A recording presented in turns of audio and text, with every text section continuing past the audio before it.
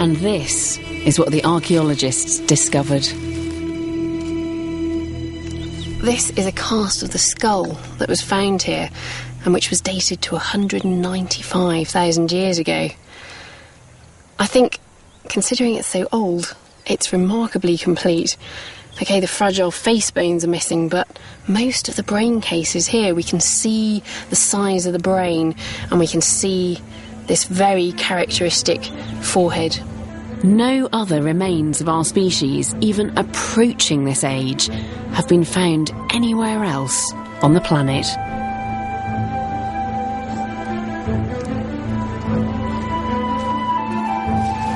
This is as near as we can get to the origin of our species.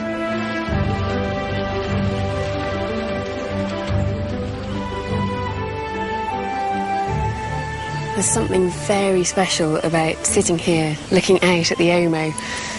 I could be on the banks of any African river. Apart from the fact we know that this landscape has been home to humans, people like you and me, for nearly 200,000 years.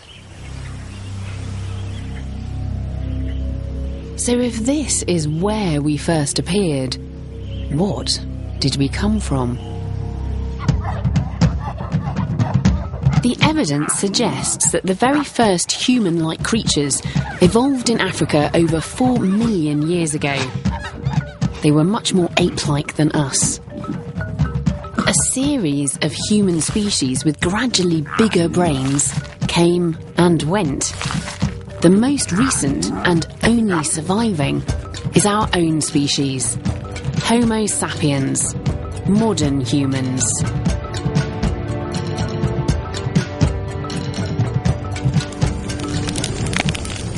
Here is a skull of one of our nearest ancient human relatives, Homo heidelbergensis. If we compare it with this modern skull, some things just leap out at you. This heidelbergensis skull has an enormous brow ridge and a swept-back sloping forehead, much steeper in the modern skull. In fact, the whole brain case here is much rounder. Using the skull of the ancient human, experts have reconstructed his face to reveal our flatter-headed, beetle-browed predecessor.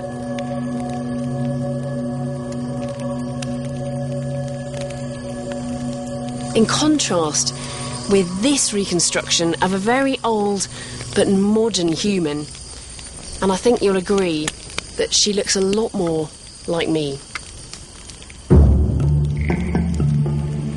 But if East Africa is where the first humans were born, there are some big questions to answer. Are we all descended from black Africans? If so, why do most of us look so different?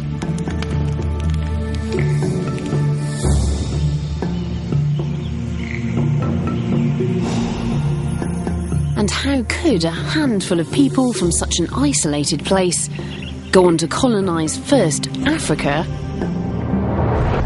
and then the rest of the world?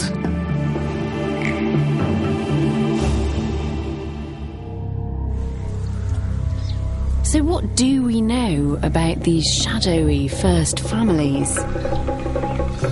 200,000 years ago, it's likely there were so few of them living such a precarious existence that today they'd be classified as an endangered species.